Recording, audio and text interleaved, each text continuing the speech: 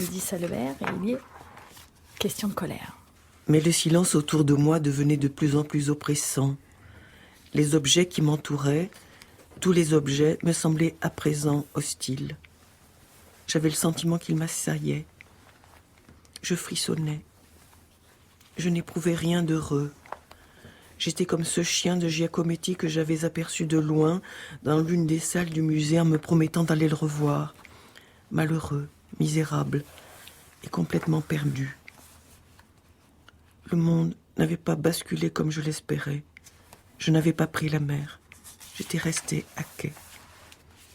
Aucune tempête ne m'avait traversé le corps et le sang de mes veines était resté figé.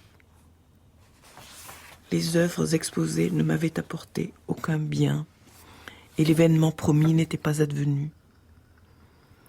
Je n'étais que déconvenue, avec en même temps un pénible sentiment d'infériorité, le sentiment de n'être pas à la hauteur de ces sublimités, ou pire, le sentiment de les gâcher, le sentiment d'être dans un état d'hébétement profond, comparable à celui qui me terrassait lorsque j'étais filmée par la télévision.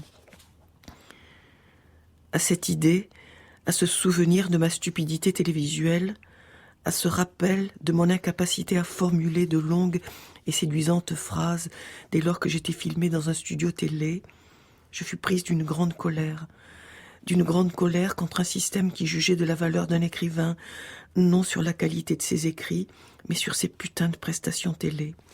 Je fus prise d'une grande colère contre un système qui ne promouvait que ceux qui avaient appris, dès le berceau, à formuler de jolies phrases, car ils avaient des papas-mamans rompus à l'art de papoter, et non des enfants de broc, des enfants d'arabe ou d'espagnol, ceux-ci très désinvoltes avec la grammaire française, car elle ne leur servait à rien dans leur boulot de merde, des arabes et des espagnols qui arrivaient rétamés à la maison après leur boulot de merde, et se soulageaient de leur vie de merde en envoyant quelques beignes à leurs mioches, lesquels gardaient, en dépit de leurs études et de tous leurs efforts, pour acquérir un français correct, tel celui du fils Nouret, qui utilisait des mots comme aporie, immarcessible ou épistémologique, et jamais cul, couille ou enculé, et dont mon père disait qu'on voyait bien, à l'entendre causer, qu'il n'était pas tombé d'une charrette, lesquels mioches, disais-je, gardaient tout au fond d'eux-mêmes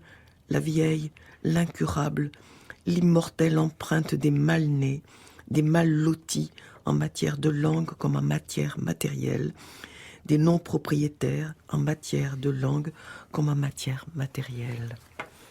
Merci, Lydie Salvert.